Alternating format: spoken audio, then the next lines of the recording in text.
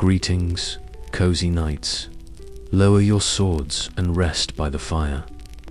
Tonight, we journey through 200 hidden Elden Ring boss lore secrets that most players never discover. Drop a comment below and tell me where you're listening from tonight and what games you want me to cover next.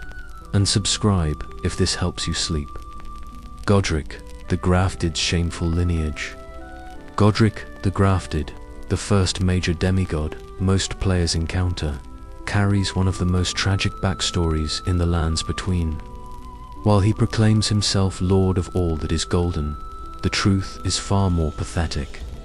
Godrick is only a distant descendant of the Golden Lineage, the bloodline that began with Queen Marika and her first consort, Godfrey. His divine blood was sorely diluted, making him the runt of the demigod litter. This inadequacy drove him to the forbidden art of grafting, desperately attaching the limbs of stronger beings to himself in a twisted attempt to compensate for his weak heritage. During the Shattering, when demigods warred for control of the Elden Ring shards, Godrick was hounded from Leyndell, the royal capital. In a moment of supreme cowardice, he disguised himself among the womenfolk to flee the city, a humiliation that Kenneth Haight never lets players forget. He claimed treasures during his escape, including the Mimic's Veil, which he likely used for his disguise. Godrick eventually settled in Stormvile Castle in Limgrave, using it as a refuge to hide from General Radahn, whom he feared greatly. When Malenia, Blade of Miquella, marched southward during the Shattering, Godrick made the fatal mistake of insulting her. The confrontation left him beaten and humiliated, forced to grovel at her feet and beg for mercy. This defeat deepened his obsession with grafting. He began sending his soldiers on tarnished hunts, seeking fresh subjects to graft onto himself. The dining hall of Stormvile Castle displays the horrific results-fired limbs hanging from the ceiling. A dismembered troll suspended over a courtyard, and piles of corpses, including Roderick's companions. Godrick's grafting obsession extended beyond himself. He created the grafted scions, abhorrent beings comprised of many different limbs, seemingly grafted onto children. These monstrosities serve as his elite guards, representing the depths of his depravity. His axe bears the emblem of a lion, symbol of Godfrey, showing his desperate desire for his ancestor to witness his feats. Yet despite all his grafting, all his stolen power, Godrick commanded far less respect than his forebear, and was despised even by his own servants. In his final moments, facing the Tarnished, Godrick grafts a dragon's head to his arm, crying out, "Forefathers, one and all, bear witness." It's a pathetic plea for validation from ancestors who would likely be disgusted by what he's become. His dying words reveal his delusion. "I am the lord of all that is golden, and one day we'll return together to our home bathed in rays of gold." He dies believing in a fantasy that will never come true. A fitting end for the most pathetic of the demigods. Malenia's Scarlet Rot curse and undefeated legacy. Malenia, Blade of Miquella, is perhaps the most tragic and complex boss in Elden Ring.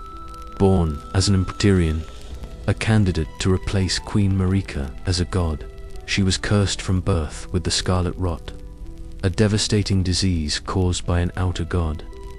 This rot consumed her from within, claiming her eyes and several limbs, forcing her to wear prosthetic replacements crafted by her twin brother Miquella. These prosthetics were masterworks of unalloyed gold, designed to resist the influence of outer gods.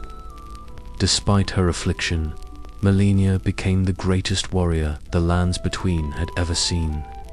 She trained under the legendary Blind Swordsman, a nomadic warrior who had once sealed away the outer god of rot itself.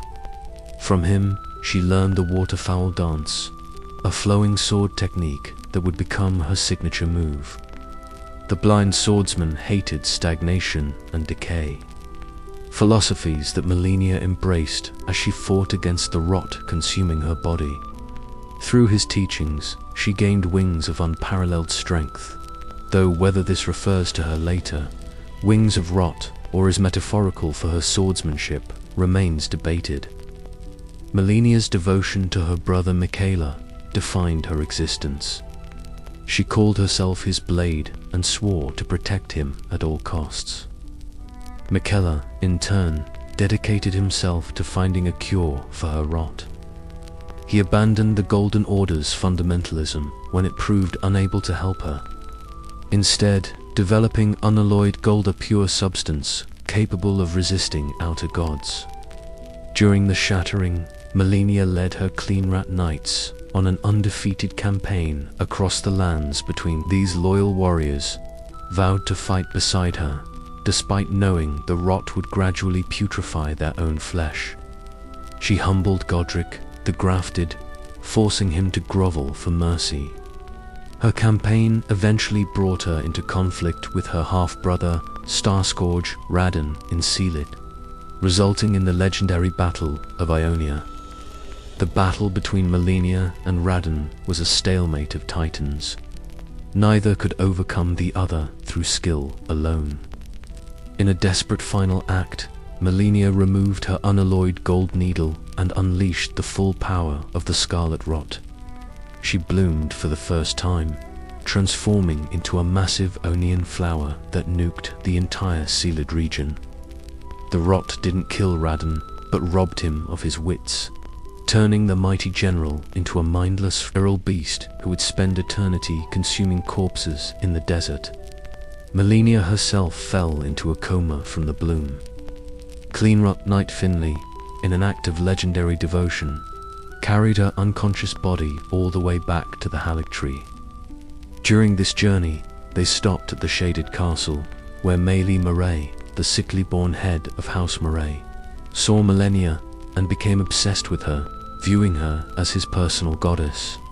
The unleashed Scarlet Rot devastated Sealed permanently, creating the Swamp of Ionia and giving birth to the kindred of rot and scarlet butterflies. Sage Gowry and other servants of rot began worshipping Malenia as a goddess, hoping she would bloom again and usher in an age of rot. But Malenia rejected this fate. She never embraced the servants of rot or accepted her role as their goddess.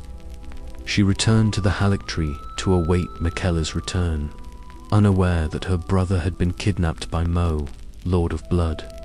As she slumbered, dreaming of her brother, the Scarlet Rot seeped from her body and began infecting the Haligtree itself, rotting it from within. When the Tarnished finally reaches her, she awakens and introduces herself with the famous line, "I am Malenia, Blade of Miquella, and I have never known defeat." The fight against Malenia is considered one of the hardest in gaming history. Data from Bandai Namco reveals she has killed players over 329 million times, averaging 10 player deaths every second since launch. When reduced to half health, she blooms for the second time, transforming into Malenia, goddess of rot. Her wings unfurl, her body becomes consumed by rot, and she gains devastating new attacks. Yet even in this form, she can be defeated. Her final words are an apology to her absent brother. "Oh dear Miquella, oh dearest Miquella, my brother, I'm sorry. I finally met my match." After her death, Malenia withdraws into a scarlet blossom. If the player has completed Millicent's questline, they can return the unalloyed gold needle to this flower, fulfilling Millicent's goal of restoring Malenia's dignity and the pride she abandoned to meet Radahn's measure. The flower gives the player a new needle in return, one capable of suppressing the frenzied flame. Even in death, Malenia's story continues to impact the world. Starscourge, Radahn's tragic devotion. General Radahn, the mightiest demigod warrior of the Shattering, has one of the most heartbreaking stories in Elden Ring. Born to Radahn and Rynhalla, he inherited his father's red hair that Radahn himself despised, but that Radahn wore with pride. Despite being Radagon's son, Radahn idolized Godfrey, the first Elden Lord, decorating his armor with lions as tribute to his hero. He studied gravity magic from his mother Rynhalla, not for combat initially, but for a far more touching reason. Radahn loved his scrawny horse, Leyndell, more than anything. As Radahn grew into a massive warrior, he realized his beloved steed could no longer carry him. Rather than abandon Leyndell, Radahn mastered gravity magic specifically to make himself lighter, allowing his tiny horse to continue bearing him into battle.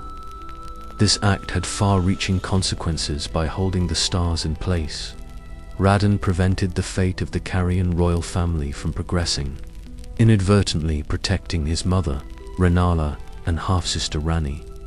The stars' movement was tied to the destiny of those with Carian blood, and Radahn's intervention froze their fates in place. During the Shattering, Radahn proved himself the mightiest warrior, conquering vast territories and earning the title Starscourge after he used his gravity magic to halt the movement of the stars themselves. This act of devotion to a simple horse reveals the gentle heart beneath Radahn's fearsome exterior. Every time players see Radahn riding his comically small horse, they're witnessing an act of love. The Battle of Ionia changed everything. When Malenia unleashed the Scarlet Rot, Radahn was infected with the devastating disease. The rot didn't kill him, it did something worse. It consumed his mind, reducing the greatest general the lands between had ever known to a mindless, feral beast. He began consuming the corpses of friend and foe alike, including his own soldiers and Malenia's clean-rat knights. The proud warrior who once held back the stars now wanders the dunes of Sealed, a hollow shell of his former self. Yet even in his madness, Radahn retained some core aspects of his being. He never abandoned Leyndell, continuing to ride his tiny horse despite his feral state. He remained in Sealed, the site of his greatest battle, as if some part of him remembered his duty. The Redmane Knights, his most loyal soldiers, organized the Radahn Festival not to celebrate him, but to give him an honorable death. Warriors from across the lands between gather to face him, united in the goal of granting the Starscourge the warrior's death he deserves. When players defeat Radahn, the stars begin moving again. A massive star crashes into the lands between, opening the path to Nokron, the Eternal City. This was Radahn's final gift by holding the stars. He had been preventing not just Carian fate, but also protecting the world from what lay beyond. His death releases forces that will shape the rest of the player's journey. The Radahn Festival attendees pay their respects, with some like Iron Fist Alexander gaining strength from consuming Radahn's remains, while others like Jurin reflect on the tragedy of the Starscourge's fall. In the shadow of the Erdtree DLC, players discover that Miquella had plans for Radahn all along. Miquella and Radahn had made a vow together, one that would see Radahn become Miquella's consort in his new age. This revelation recontextualizes Radahn's entire story. His battle with Malenia may have been part of Miquella's plan, and his death at the player's hands allows Miquella to resurrect him in Mohg's body. The gentle giant who loved his horse becomes a pawn in Miquella's divine ambitions, adding another layer of tragedy to his tale. Rykard's blasphemous transformation. Praetor Rykard, Lord of Blasphemy, began as one of the more noble demigods. Born to Radahn and Rynhalla, he was Radahn's brother and Ranni's twin. He served as a praetor, a judicial figure in the lands between, and was known for his sense of justice. However, Rykard's studies into hexes and forbidden magic at Mt. Gelmir gradually corrupted him. He he became obsessed with the idea of devouring the gods themselves, viewing it as the ultimate act of rebellion against the Golden Order. Rykard discovered an ancient serpent at Mt. Gelmir, a creature of immense power that fed on champions. Rather than destroy it, Rykard made a horrifying choice. He fed himself to the serpent, allowing it to devour him. But Rykard's will was so strong that he didn't die. Instead, he merged with the serpent, becoming the God-Devouring Serpent. His human face remained visible in the serpent's maw, a grotesque reminder of what he once was. He could now devour gods and grow stronger from consuming them, achieving his blasphemous goal. Rykard established Volcano Manor as a haven for those who opposed the Golden Order. He recruited Tarnished and other warriors, offering them a home in exchange for carrying out assassinations against champions loyal to the Erd Tree. His wife, Tanith, became the manor's hostess, managing the recruitment and contracts. The Recusants, as they called themselves, saw Rykard as a liberator who would free them from the tyranny of the Greater Will. Rykard's transformation had a dark side. The serpent's hunger was insatiable, and Rykard began feeding it anyone and anything he could. The dungeons beneath Volcano Manor became a prison town filled with those awaiting their turn to be devoured. The abductor, virgins, Iron Maiden-like constructs roamed the lands between capturing victims to feed to Rykard. Even his own followers weren't safe. Those who failed or displeased him risked being fed to the serpent. His family's reaction to his transformation varied. Ranni, his twin sister, seemed to have anticipated or even encouraged his blasphemy as part of her own plans to overthrow the Golden Order. Radahn, however, likely viewed his brother's transformation with disgust. Rennala, their mother, was too lost in her grief over Radagon's departure to fully comprehend what her son had become. When players finally face Rykard, they discover the Serpent Hunter's Spear, a weapon specifically designed to slay the God-Devouring Serpent. This spear was created by Rykard himself before his transformation, suggesting he knew he might need to be stopped one day. The weapon's existence implies Rykard retained enough of his humanity to recognize the monster he was becoming. During the fight, Rykard speaks through the serpent, his voice distorted and inhuman. Join the Serpent King as family. Together, we will devour the very gods. After defeating the serpent, players witness Rykard's true form emerge, a massive humanoid figure made of serpents, with his original face visible in the chest. This is Rykard's final form, the complete fusion of man and serpent. His attacks become more desperate and powerful, using the blasphemous blade to pull players toward him and devour them. When finally defeated, Rykard's last words are a defiant roar, refusing to accept his end. The aftermath of Rykard's death reveals the depth of Tonith's devotion. Players who return to his boss chamber find Tonith consuming Rykard's remains, literally eating pieces of the God-Devouring Serpent. She explains that she's keeping Rykard alive within herself, hoping to preserve him. If players attack her, her Crucible Knight bodyguard, who has been silently standing in Volcano Manor, immediately appears to defend her. This knight's loyalty extends beyond death, protecting Tanith as she performs her grotesque act of love. Rykard's legacy lives on through the blasphemous blade, one of the most powerful weapons in the game.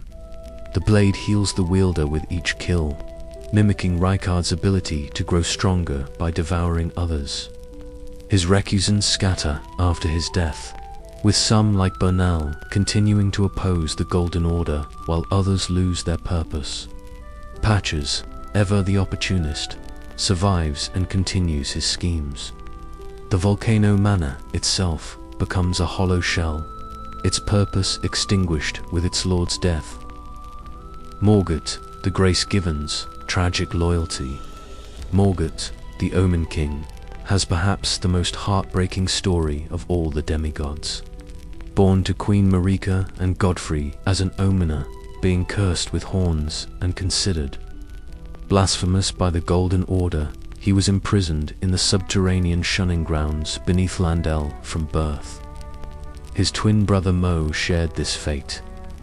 Despite being royal children, they were hidden away, their existence a shameful secret. The Golden Order they were born into viewed them as cursed abominations unfit to see the light of day. Yet despite this cruel treatment, Morgott remained fanatically loyal to the Golden Order. While his brother Mohg embraced his curse and sought power through the formless mother, Morgott dedicated himself to defending the Erd Tree and the Order that had imprisoned him.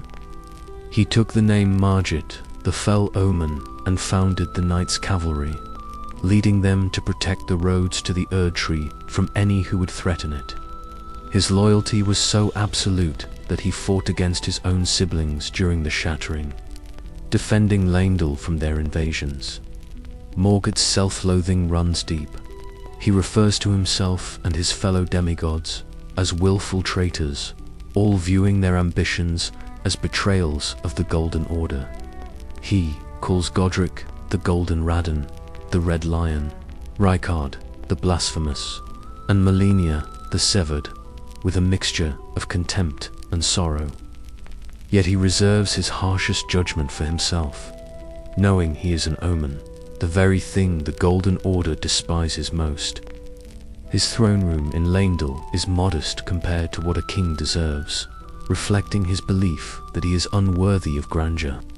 When players first encounter Morgott as Morgott at Stormvile Castle, he's there to prevent them from reaching the Erd Tree. His famous line, "Put these foolish ambitions to rest," reflects his belief that no Tarnished is worthy of becoming Elden Lord. He fights with a cursed sword that he manifests from his Omen blood, a weapon that represents everything the Golden Order taught him to hate about himself. Yet, he wields it in defense of that same order, the ultimate expression of his tragic devotion. The second encounter with Morgott occurs at the entrance to Leyndell, where he makes a last stand to prevent the Tarnished from entering the capital. His dialogue reveals his desperation. "Tarnished, thou art but a fool." He knows he's fighting a losing battle, but refuses to abandon his duty. When defeated here, he retreats, but his resolve never wavers. He will defend the Erd Tree until his last breath, even knowing the order he serves has never and will never accept him. The final confrontation with Morgott occurs in his throne room at the base of the Erd Tree. Here, he reveals his true identity as Morgott, the Omen King, last of all kings. His boss fight is a desperate display of everything he's learned. Using Omen abilities he's spent his life trying to suppress. He summons spectral weapons, creates cursed blades, and even uses the same holy magic employed by the Golden Order's champions. It's a fighting style that perfectly encapsulates his internal conflict, using the curse he hates to defend the order that hates him. When defeated, Morgott's final words are devastating. "The thrones, stained by my curse, such shame I cannot bear. Thy part in this shall not be forgiven." He dies believing he has failed in his duty, that his curse has tainted everything he tried to protect. As he fades, he drops his cursed sword, and players can see the Erd Tree reject him. The thorns blocking the entrance remain, showing that even in death, the order he served refuses to acknowledge his sacrifice. After Morgott's death, players can find his remembrance, which reveals more of his story. The description notes that he was born into squalor and raised in a cage, yet he willingly became the Erd Tree's protector. This willing acceptance of his role, despite knowing he would never be accepted, makes Morgott one of the most tragic figures in the game. He had every reason to rebel like Mohg, to seek revenge for his treatment. but instead chose loyalty to the very system that oppressed him. Morgott's legacy is complex. He successfully defended Leyndell from all the other demigods during the Shattering, proving himself the mightiest defender of the Golden Order. Yet he died alone, unacknowledged, believing himself a failure. The Knights Cavalry he founded continued their patrols even after his death, mindlessly following orders from a king the world never recognized. His story raises questions about loyalty, self-worth, and the cost of devotion to systems that don't value you. Mohg, Lord of Blood's forbidden dynasty. Mohg, Morgott's twin brother, took a radically different path when faced with the same cruel fate. While Morgott embraced the Golden Order despite its rejection, Mohg rejected it entirely and sought power elsewhere. In the depths of the subterranean shunning grounds, Mohg encountered the Formless Mother, an outer god of blood. This entity offered him power in exchange for service, and Mohg eagerly accepted, becoming the Lord of Blood. The Formless Mother granted Mohg the ability to manipulate blood, creating a new form of magic that stood in opposition to the Golden Order's holy incantations. Mohg developed blood flame incantations, combining fire with blood to create devastating attacks. He also gained the ability to curse others with his blood, marking them and draining their life force. This power allowed him to build his own following, recruiting those who felt rejected by the Golden Order. Mohg established Mohgwyn Palace in an underground region accessible only through secret means. This palace became the headquarters of his Bloody Fingers, a group of Tarnished who invaded and killed other Tarnished in the Formless Mother's name. Mohg promised them a place in his new dynasty, one built on blood rather than gold. The palace itself is a grotesque monument to his ambitions, with rivers of blood flowing through it and corpses of Albinaurics littering the approach. But Mohg's greatest ambition was to become a god himself, and for that, he needed an Empyrean consort. He learned of Miquella, his half-brother, who was attempting to grow a new tree at the Halictree. Mohg saw an opportunity. He could claim Miquella as his consort. He could use the Empyrean's power to ascend to godhood and establish his dynasty. So Mohg kidnapped Miquella from the Halictree, stealing him away to Mohgwyn Palace. Mohg placed Miquella's cocoon in his palace and began a ritual to share his blood with the Empyrean, hoping to create a bond that would allow him to become Miquella's consort. He poured his cursed blood over the cocoon repeatedly, believing this would awaken Miquella and bind them together. What Mohg didn't realize was that Miquella had been using him all along. The Empyrean had enchanted Mohg, manipulating him into performing the kidnapping and the blood ritual as part of Miquella's own plans. Mohg's followers, the Pure Blood Knights, served him with fanatical devotion. Sir Ansbach, one of these knights, eventually began to suspect something was wrong with his lord's obsession with Miquella. The embroidered crest on Ansbach's armor had almost completely faded, symbolizing how Mohg's dynasty was already failing before it truly began. Yet Ansbach remained loyal, unable to abandon his oath even as he recognized its futility. White Mask Varay serves as Mohg's recruiter in the lands between, offering Tarnished the chance to join the Bloody Fingers. He gives players the Pure Blood Knight's medal, which allows teleportation directly to Mohgwyn Palace, bypassing the need to reach the consecrated snowfield. Varay's questline reveals the process of becoming a Bloody Finger invading other players, soaking a cloth in Maiden's blood, and pledging service to the Formless Mother. It's a dark path that promises power at the cost of one's humanity. The fight against Mohg is one of the game's most challenging. He uses blood flame incantations to devastating effect, creating pools of cursed blood that damage players over time. His most dangerous ability is Nihil, a curse he places on players that drains their health in 3 massive bursts. This attack is nearly impossible to survive without the purifying crystal tear, a hidden item that negates the curse.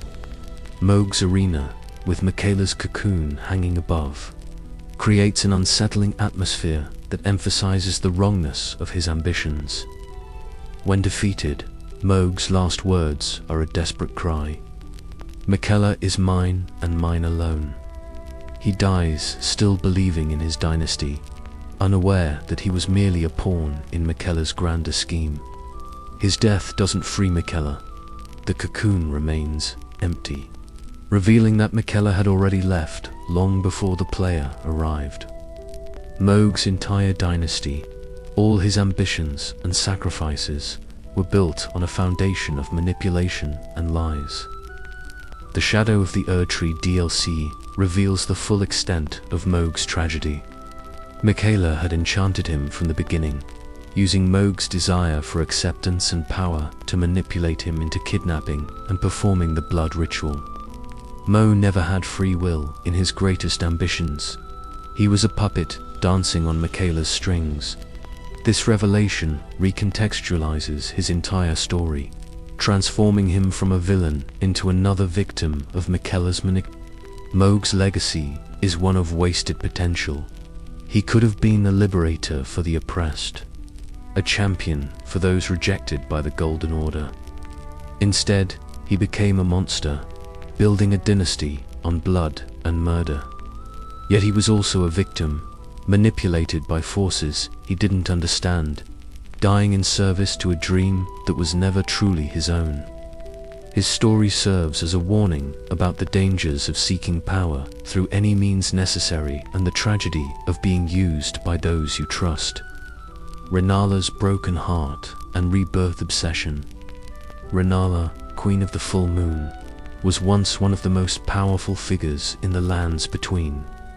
As the head of the Raya Lucaria Academy, she commanded legions of sorcerers and held dominion over the magic of the stars and moon. She was a Carian royal, connected to the ancient Carian dynasty that had ruled before the Erdtree's dominance. Her power was so great that when Radahn came to make war against the Academy, he instead fell in love with her and they married. Their union produced 3 demigod children, Radahn, Rykard, and Ranni. For a time, Rynala was happy, ruling the Academy alongside her beloved husband. Radahn even gave her a gift, the Amber Egg, which contained a great rune.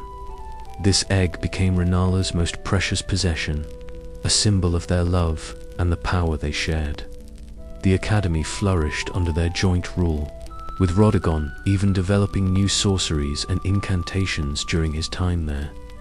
But when Queen Marika banished Godfrey and called Radahn back to become her consort and the second Elden Lord, everything changed. Radahn abandoned Rynala without hesitation, leaving her and their children to return to Marika.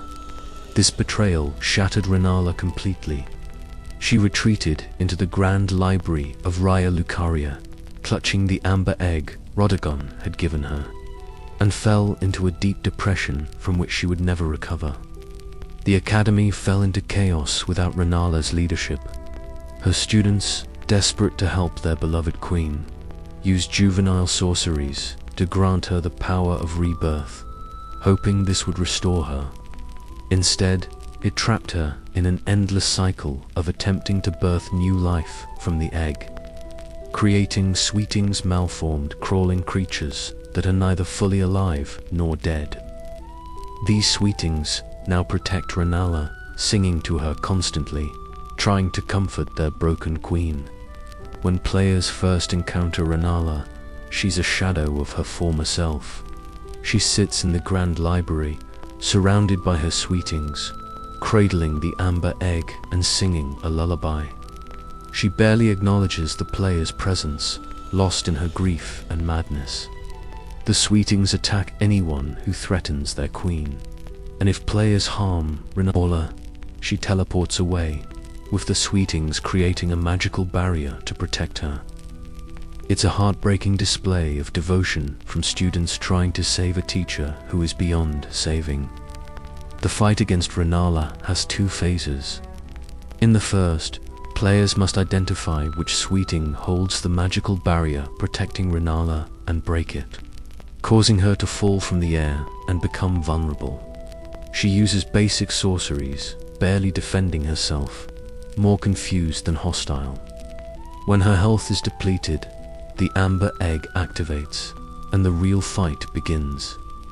The second phase reveals that truth players aren't fighting the real Rennala, but a magical projection created by Ranni to protect her mother. This projection shows Rennala as she was in her prime, wielding the full power of the full moon. She summons spectral wolves, dragons, and even a bloodhound knight to fight for her. She casts Rennala's full moon, a devastating sorcery that reduces magic resistance. This is Rennala at her peak, the powerful queen she once was, before Radahgon's betrayal broke her. After defeating this projection, players gain access to Rennala's rebirth service. She can use the Amber Egg's power to rebirth players, allowing them to reallocate their stat points. This service comes with a Costa Larval Tear, a rare item connected to the silver tiers of the Eternal Cities. Rennala performs this rebirth mechanically, without truly understanding what she's doing, still lost in her grief. She treats each rebirth as if she's birthing a new child, a sad echo of the family she lost. Rennala's children each dealt with their mother's condition differently. Radahn seemed to have moved on, focusing on his military campaigns. Rykard became consumed by his own ambitions at empty Gelmir, but Ranni, the youngest, took action to protect her mother. She created the magical projection that fights players, ensuring her mother would be safe, even in her broken state. Ranni also left the academy to pursue her own plans, but she never abandoned her mother entirely. The sweetings that protect Rennala are former students who sacrificed their own humanity to grant their queen the power of rebirth. They crawl around the library, singing constantly, their bodies malformed by the juvenile sorceries they used. They represent the Academy's devotion to Rennala and the tragedy of their failed attempt to heal her. Even in their transformed state, they continue to serve, showing that Rennala inspired genuine love and loyalty in her students. Rennala's story is one of the saddest in Elden Ring. She was a powerful queen, a loving mother, and a brilliant sorcerer, but one act of betrayal destroyed everything. She never recovered from Radahgon's abandonment, spending the rest of her existence trapped in grief, endlessly trying to birth new life from an egg that symbolizes a love that was never real. Her students' attempts to help only trapped her further, creating a cycle of rebirth that keeps her alive but never truly living. The amber egg itself holds secrets. It contains a great rune, but not one of the major shards from the Elden Ring's Shattering. This suggests Radahn gave Rennala something precious but ultimately hollow, much like their relationship. The egg's power of rebirth might have been Radahgon's way of giving Rennala something to focus on after he left, a cruel gift that ensured she would never move on. Every rebirth she performs is a reminder of what she lost, a cycle of pain that will never end. Godfrey's transformation from Horaloo.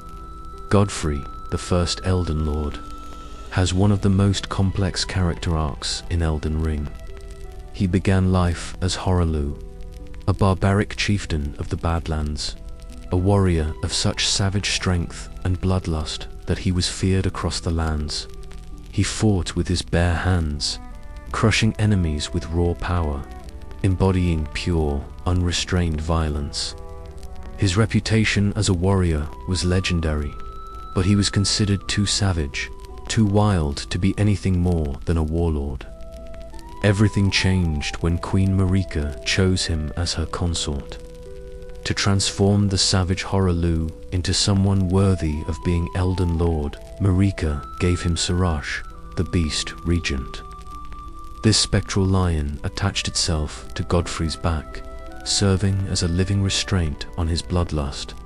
Sarash suppressed Horaloo's violent urges, allowing him to become Godfrey a noble, controlled warrior capable of leading the Golden Order's armies with strategy and honor rather than just savage strength.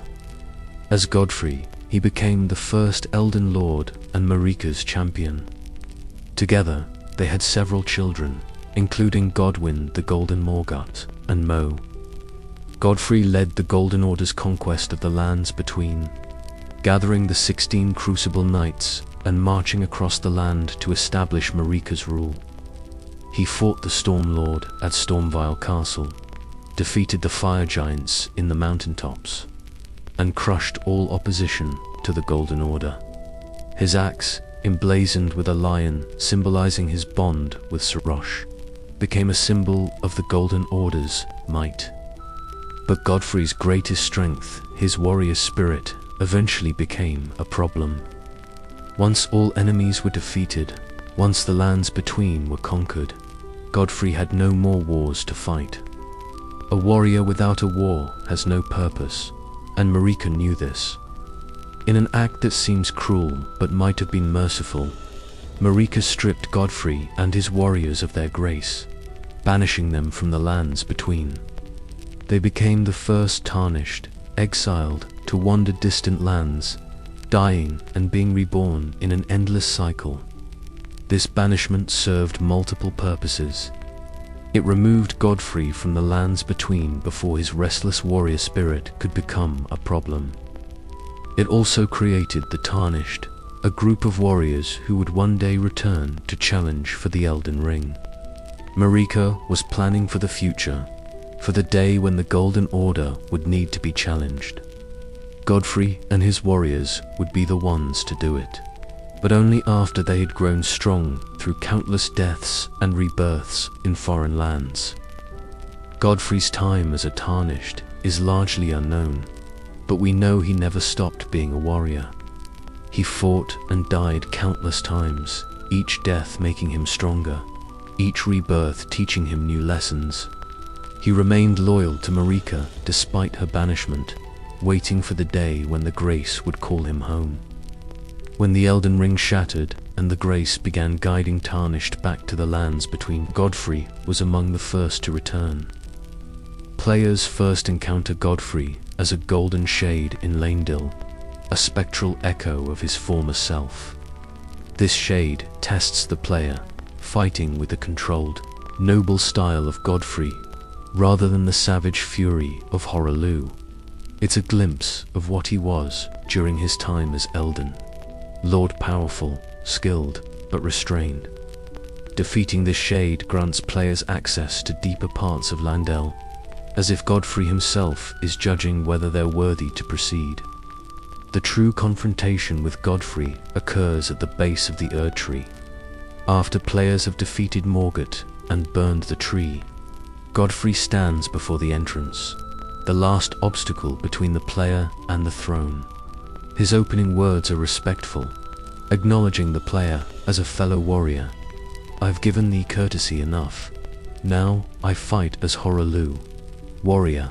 With these words, he tears Sarash from his back, killing the Beast Regent and releasing the savage warrior he once was. The transformation is shocking. Godfrey's fighting style completely changes. Gone are the measured, controlled attacks. Horaloo fights with his bare hands, grabbing players and slamming them into the ground, performing wrestling moves and devastating strikes. His eyes glow red with bloodlust, and his movements become wild and unpredictable. This is the warrior who conquered the Badlands, the savage chieftain who became a legend. Sarash's death releases decades of suppressed violence, and Horaloo unleashes it all on the player. Yet even in his savage state, Horaloo maintains his warrior's honor. He doesn't use cheap tricks or unfair tactics. He fights with pure skill and strength. testing the player in honest combat. When defeated, his last words show respect for the player's strength. Brave, tarnished. Thy strength befits a crown. He dies as he live, as a warrior, acknowledging a worthy opponent.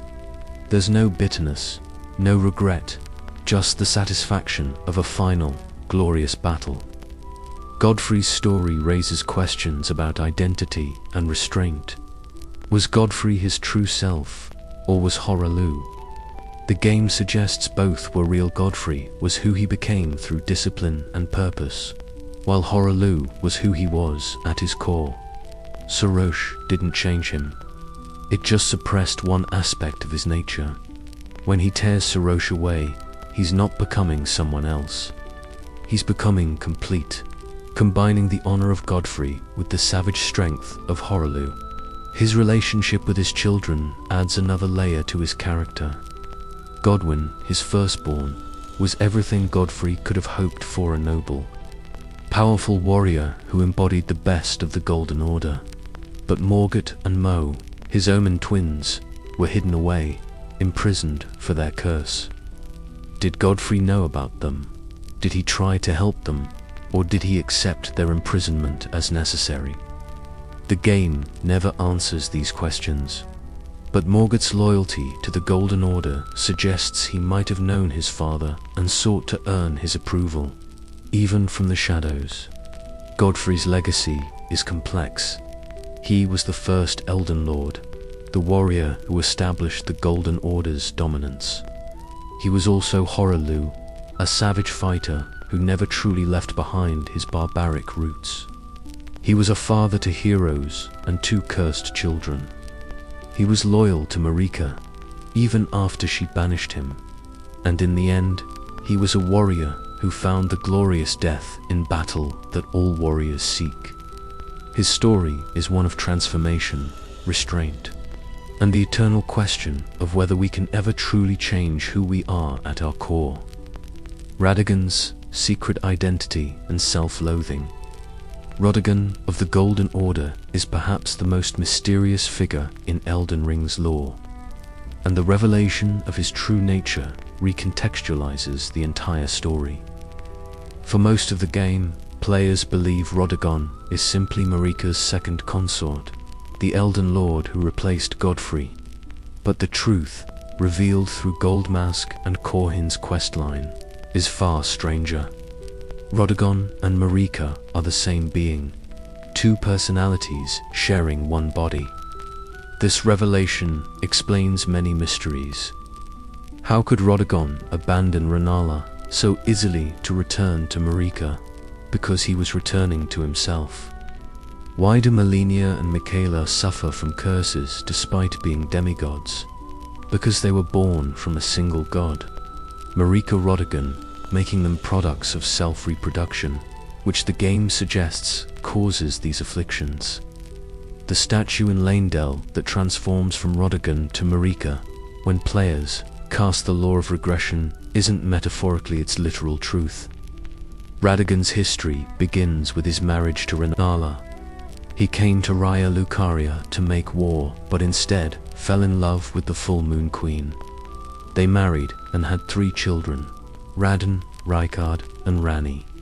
During this time, Radahn developed new incantations and sorceries, trying to cure Rennala's ailments and support the Academy. He seemed genuinely devoted to his family, making his eventual abandonment all the more cruel. But Radahn hated himself, specifically his red hair. Multiple item descriptions mention this self-loathing. He tried to hide his red hair, viewing it as a mark of something shameful. Some theories suggest the red hair connects him to the fire giants, the enemies of the Golden Order, which would explain his shame. Others believe it represents his incomplete nature, a physical manifestation of being only half of a whole being. Whatever the reason, Radagon's self-hatred defined much of his existence. When Marika banished Godfrey and called Radahn back, he abandoned Rennala without hesitation. He left his children behind and returned to Leyndell to become Marika's consort and the second Elden Lord. This wasn't a choice between two loves, it was Marika calling part of herself back, and Radahn had no choice but to obey. His marriage to Rynalla might have been genuine, but ultimately, he was always part of Marika. And when she needed him, he had to return. As Marika's consort, Radahn had two more children, Malenia and Miquella, the cursed twins. These Empyreans were born afflicted because they came from a single god rather than to separate beings. Radahn tried desperately to cure their curses, developing new incantations and studying the Golden Order's fundamentalism, but nothing worked. His children suffered, and he was powerless to help them, adding to his self-loathing. Radahn became a fundamentalist, obsessively studying the Golden Order's laws and trying to perfect them.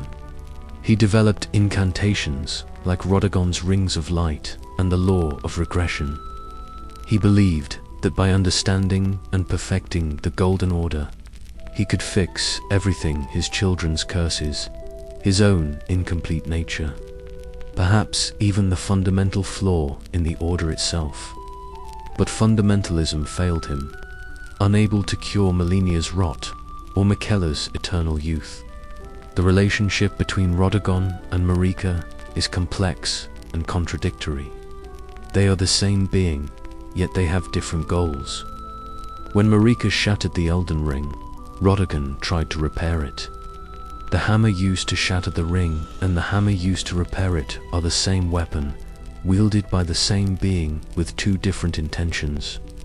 This internal conflict, Marika wanting to destroy the Order while Radahn tries to preserve it, represents a god at war with itself.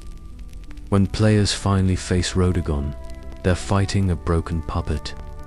Marika's body hangs shackled inside the Erd Tree, and Radahn has taken control, using their shared form to defend the Elden Ring. He wields a massive hammer and uses powerful holy incantations, fighting with desperate intensity. His attacks are aggressive and relentless, as if he's trying to prove something, to show that he can protect the Order even though he failed to protect his children. Radagon's fighting style reflects his fundamentalist nature. He uses precise, calculated attacks, combining physical strikes with holy magic. He teleports around the arena, creating distance before unleashing devastating incantations. There's no savage fury like Horaloo, no elegant technique like Malenia, just raw, desperate power wielded by someone who knows they're fighting a losing battle. Every attack seems to say, "I can fix this, I can make it right," even as the Erd Tree burns around him. When Radahn falls, his body doesn't disappear. Instead, it splits open, and the Elden Beast emerges from within. This reveals another truth: Radahn was never truly in control. The Elden Beast, the living embodiment of the Elden Ring, sent by the Greater Will, has been inside Marika Radahn all along. Radagon's desperate attempt to repair the ring wasn't his own will but the Elden Beast's influence, using him as a puppet to protect itself. Radagon's legacy is one of failure and tragedy. He failed Rynalla, abandoning her and breaking her heart. He failed his children with Rynalla, leaving them without a father.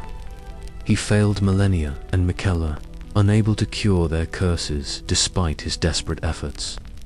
He failed Marika, unable to prevent her from shattering the ring. And he failed the Golden Order, unable to repair what Marika broke. His entire existence was defined by trying to fix things and failing. A tragic figure who could never be whole because he was only half of a being that was itself broken. The revelation that Radahn and Marika are one being raises profound questions about identity, free will, and the nature of the gods. Can you be two people in one body? Can you love someone else when you're incomplete yourself? Can you have free will when you're part of a greater whole? Radahnn's story suggests the answer to all these questions is no, and that's what makes his tale so tragic. He was never truly himself, never truly free, never truly whole. He was always just a part of something larger, playing a role in a story he couldn't control. The Elden Beast's true nature as the Greater Will's vassal. The Elden Beast is the final boss of Elden Ring, and its true nature reveals the cosmic horror underlying the entire story. This creature isn't just another powerful enemy, it's the living embodiment of the Elden Ring itself, sent to the lands between by the Greater Will in the form of a golden star. When that star crashed into the world, it became the Elden Ring, and the Elden Beast became one with Queen Marika, making her a god and establishing the Golden Order's rule. The Elden Beast's appearance is both beautiful and alien. It resembles a massive, golden salamander or dragon, with a body that seems to be made of living light.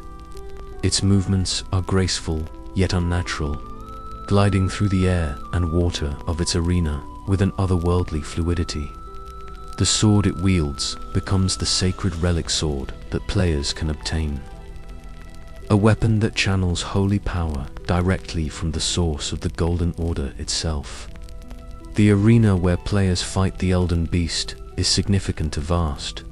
Empty space filled with shallow water, with the Erd tree visible in the distance.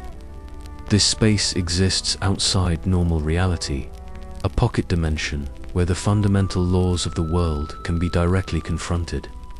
The emptiness emphasizes the cosmic scale of the battle. This isn't just a fight against a powerful creature, but a challenge to the very order of reality itself. The Elden Beast's attacks reflect its nature as a cosmic entity. It uses holy magic in its purest form, creating rings of light that chase players, summoning golden swords from the sky and breathing holy fire. Its most devastating attack, Elden Stars, summons a miniature galaxy that relentlessly pursues players while firing projectiles. These aren't just magical attacks, they're manifestations of the fundamental forces that govern the lands between. What makes the Elden Beast truly horrifying is the realization of what it represents. The Greater Will, the cosmic force that supposedly brought order to the lands between, isn't some benevolent deity. It's an alien intelligence that sent the Elden Beast as a tool to control the world.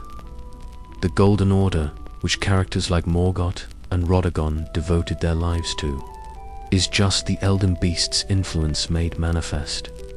Every law, every rule, every aspect of the Order is ultimately about maintaining the Elden Beast's control. The Elden Beast's relationship with Marika is parasitic. It merged with her, making her a god, but at the cost of her freedom.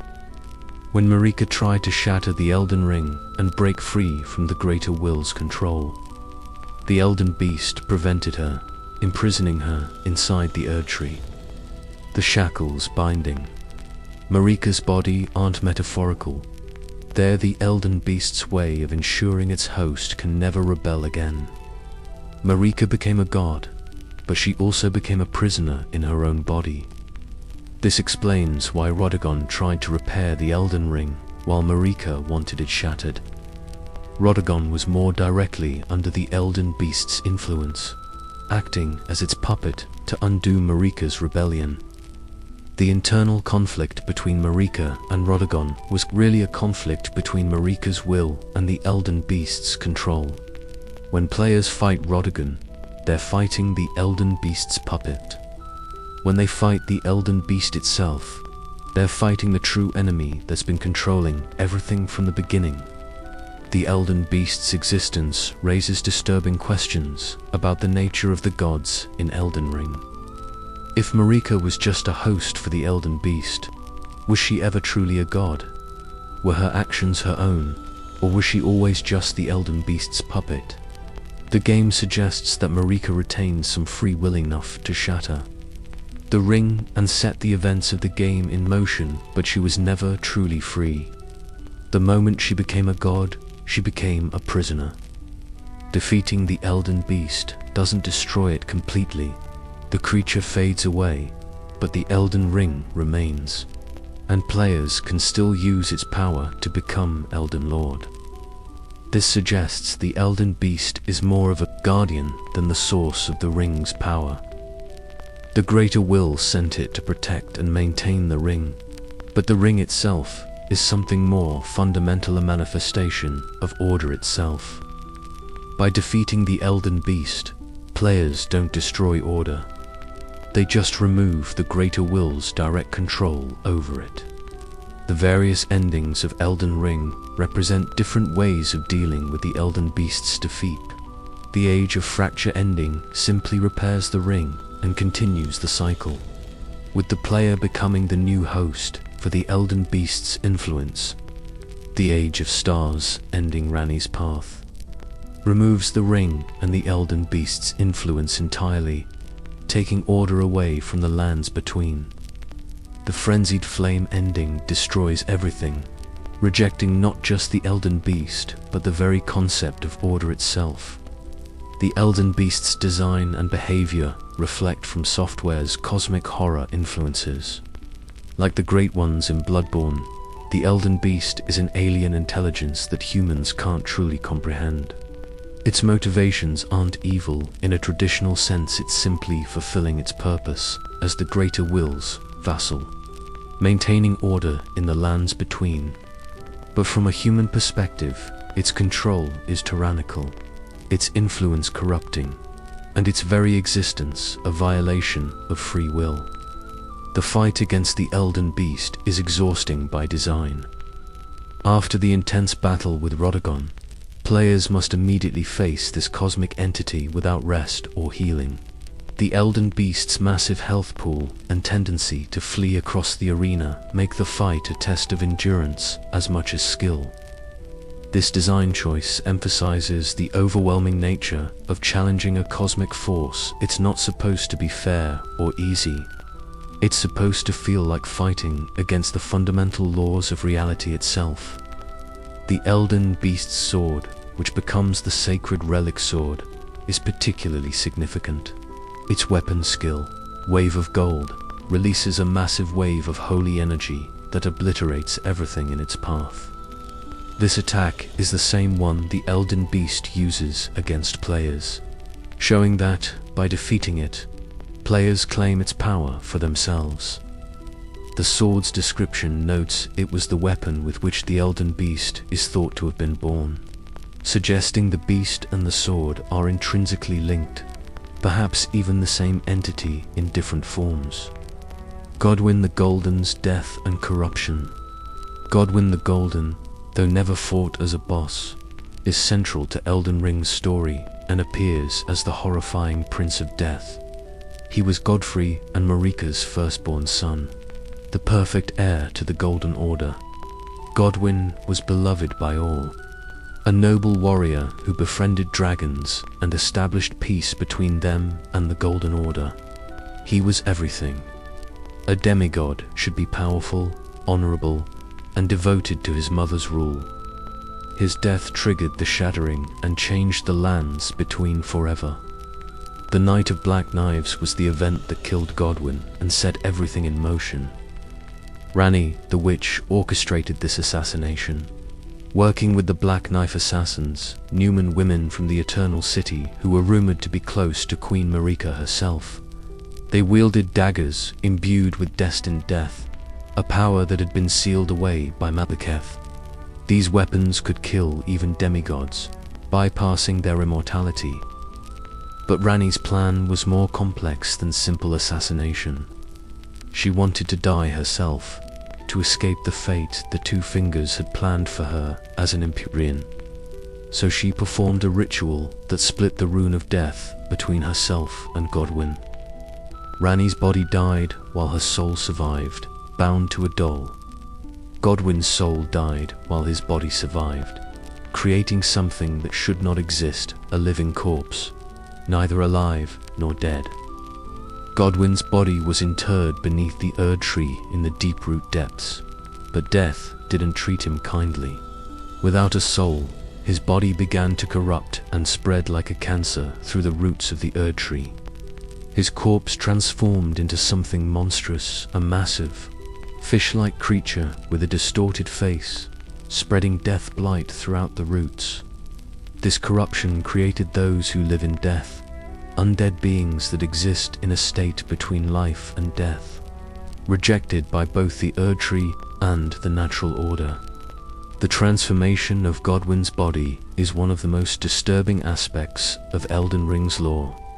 His face, once noble and handsome, became a grotesque mockery, with eyes that never close and a mouth frozen in a silent scream. His body grew to enormous size, merging with the Erd tree's roots, spreading his corruption like a disease.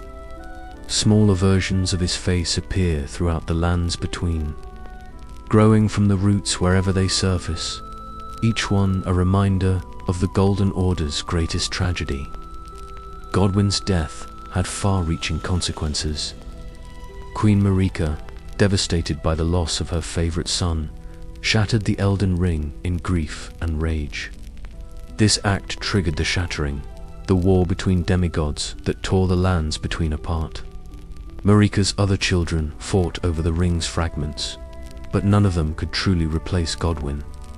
He had been the heir, the one who was supposed to inherit everything, and his death left a void that could never be filled. The Golden Epitaph Sword, created by Miquella, was an attempt to grant Godwyn a true death. Miquella, who loved his half-brother, couldn't bear to see Godwyn's soul destroyed while his body lived on in corruption. He tried to use the Golden Order's power to give Godwyn the death he deserved, but he failed. The sword's description notes it could not restore Godwyn's soul, showing that even Miquella's genius couldn't undo what Ranni had done. Fia, the deathbed companion, dedicated herself to giving Godwyn a proper place in the new order. She gathered warmth and vitality from champions through her embraces, slowly killing them to collect their life force. She used this energy to birth a mending rune within Godwyn's corpse, attempting to create an order where those who live in death would be accepted rather than hunted.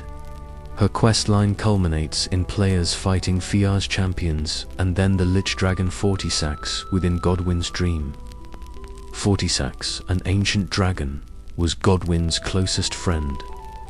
When Godwyn died and his body began to corrupt, Fortisax entered his friend's dream to fight the death blight from within. The dragon has been battling this corruption for years, trying to save Godwyn's soul even though it was destroyed on the night of Black Knives. The fight against Fortisax's tragic players are essentially killing a loyal friend who refused to abandon Godwyn even in death. The death blight that spreads from Godwyn's corpse is a physical manifestation of the wrongness of his existence. It appears as black and gold roots that kill anything they touch, creating a zone of death around his body. This blight spreads through the Erd tree's root system, infecting areas far from the deep root depths. The Stormvile Castle catacombs, the areas beneath Leyndell, and other locations show signs of this corruption, proving that Godwyn's death is poisoning the entire world. Those who live in death, the undead created by Godwyn's corruption, are hunted by the Golden Order. D, Hunter of the Dead, and his brother dedicate themselves to killing these beings, viewing them as abominations that violate the natural order. But these undead aren't evil, they're victims of Godwyn's fate, cursed to exist in a state that neither the living nor the dead accept. They gather in catacombs and graveyards, seeking some kind of peace they can never find. The eclipse that Miquella and Castle Sol's knights tried to summon was another attempt to give Godwyn a true death. The eclipse Shotzol's description mentions that the sun in eclipse is said to be the symbol of the wandering mausoleum where the soulless demigods slumber. Miquella believed that by summoning an eclipse, he could restore Godwyn's soul and grant him proper death. But this plan also failed, leaving Godwyn trapped in his corrupted state. Godwin's story is ultimately about the consequences of trying to cheat death. Ranni wanted to escape her fate, so she split the rune of death, killing Godwin's soul while preserving her own. But this act created something worse than death, a state of undeath that spreads corruption and suffering. Godwin, who was beloved and noble in life, became a source of horror in death, his body a cancer spreading through the world. It's a tragedy that affects everyone in the lands between, a wound that can never truly heal. Ranni's Dark Moon Conspiracy and Age of Stars. Ranni, the witch, is one of Elden Ring's most complex characters, and her questline reveals a conspiracy that spans the entire game. She's the mastermind behind the Night of Black Knives, the event that killed Godwin and triggered the Shattering. But her motivations weren't evil. She was trying to free the lands between from the control of the outer gods, particularly the Greater Will. Her plan required sacrificing Godwin, betraying her family, and abandoning her own body. But she believed it was necessary to create a better future. Ranni was born as an Empyrean, one of 3 candidates chosen by the Two Fingers to potentially replace Queen Marika as a god. Along with Malenia and Miquella, she had the potential to create a new age and rule as a deity. But Ranni didn't want this fate. She saw how the Greater Will controlled Marika, how the Golden Order oppressed those who didn't fit its vision, and she refused to become another puppet. So she began planning her escape. The Night of Black Knives was Ranni's solution. She stole a fragment of the Rune of Death from Malekith, the Black Blade, who had been tasked with sealing it away. She gave this fragment to the Black Knife Assassins, Numen women who may have been connected to Marika herself. Then she performed a ritual that split the Rune of Death between herself and Godwin. Her body died while her soul survived, bound to a doll she had prepared. Godwin's soul died while his body survived, creating the Prince of Death. By killing her body, Ranni freed herself from the Two Fingers' control. An Empyrean needs a physical body to become a god, so by destroying hers, she made it impossible for the Two Fingers to use her. But she couldn't simply die. She needed to survive to complete her plan. So she bound her soul to a doll modeled after her mentor, the Snow Witch, and continued to exist in this new form. The doll's body is smaller and more fragile than her original form, but it's free from the Two Fingers' influence. Ranni's plan required help, so she gathered followers. Blade, a half-wolf warrior created by the Two Fingers to serve as her shadow, became her loyal companion despite his programming. Iji, a giant blacksmith, served as her war counselor and protector. Seluvus, a preceptor and puppet master, provided magical support, though his own schemes would eventually lead to his downfall. Together, they worked to help Ranni achieve her goal of creating an Age of Stars. But Ranni's plan had a dark side. Blade, as her shadow, was programmed to turn on her if she ever betrayed the Two Fingers. Iji knew this and tried to protect Blade by imprisoning him in the Forlorn Hound, Everget, but Blade eventually broke free and his programming drove him insane. He went mad outside Ranni's rise, forcing players to kill him. Ranni's quest for freedom cost her one of her most loyal friends, a sacrifice she clearly mourns. Iji's fate is equally tragic. After Blade's death and Ranni's departure, the Black Knife Assassins hunt down Iji in revenge for Ranni's actions during the Night of Black Knives. Players can find him dead along the road, surrounded by assassin corpses. He went down fighting, taking several assassins with him. His unique mirror helm, which he wore to ward off the influence of outer gods, couldn't protect him from physical blades.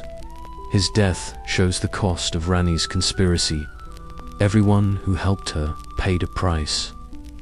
Ranni's questline requires players to help her find the hidden treasure of Nokron, the Eternal City. This treasure is the Fingerslayer blade, a weapon capable of killing the two fingers.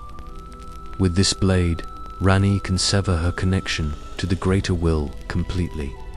But reaching Nokron requires defeating Starscourge Radahn, whose gravity magic has been holding the stars in place. His death allows the stars to move again, and one crashes into the lands between, opening the path to Nokron. The connection between Radahn and Ranni is complex. Radahn was holding the stars in place, which prevented Ranni's fate from progressing. Some believe he was protecting his family, particularly his mother Rennala, whose fate was tied to the stars. Others think he was trying to stop Ranni's plan, knowing what she intended. Either way, his death was necessary for Ranni to proceed, making players complicit in her conspiracy whether they realize it or not. After obtaining the Fingerslayer blade, Ranni uses it to kill her two fingers. This act severs her connection to the greater will completely, but it also makes her a target. The baleful shadow, a manifestation of her fate, hunts her down. Players must defeat this shadow to protect Ranni, fighting against the very destiny the two fingers had planned for her. It's a battle against fate itself, and winning proves that destiny can be defied. Ranni's final goal is to find the Dark Moon, the source of her power and the key to creating her new age. This moon is hidden in the Lake of Rot, deep beneath the lands between. Players must navigate this deadly area, fighting through scarlet rot and dangerous enemies, to reach the Moonlight Altar. There, they find the Dark Moon Greatsword, Ranni's legendary weapon, and the ring she needs to complete her plan. The Dark Moon Ring is the key to Ranni's Age of Stars. Players must place this ring on her finger, essentially proposing marriage and agreeing to become her consort. This act binds the player to Ranni's plan, making them part of her new order. If players choose Ranni's ending after defeating the Elden Beast, they summon her to the Erd Tree. She appears, takes the Elden Ring, and begins her Age of Stars. Ranni's ending is one of the most mysterious in the game. She speaks of taking the Elden Ring and order itself far from the lands between, on a journey into the dark and cold of space. The English translation suggests she's removing order from the world, but the Japanese version implies she's taking the player with her on a long, lonely journey through the cosmos. Either way, her age represents freedom from the outer god's influence, a world where people can live without divine manipulation, but Ranni's plan required terrible sacrifices. Godwyn died and became a source of corruption. Blade went mad and had to be killed. Iji was assassinated.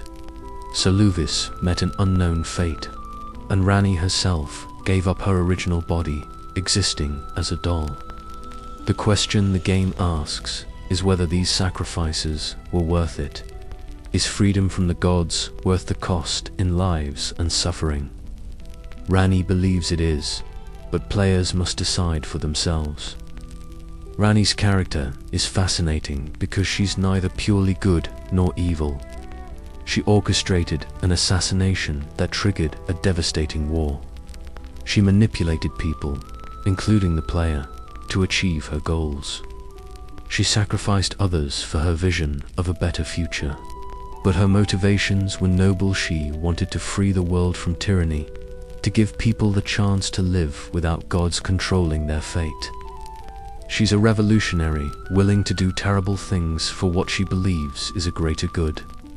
The relationship between Ranni and the player is one of the game's most touching elements. She's initially cold and distant, testing the player to see if they're worthy of her trust. But as the questline progresses, she opens up, showing vulnerability and genuine affection. Her dialogue when players place the ring on her finger is surprisingly tender, and her ending cutscene shows her holding the player's hand as they journey into the star.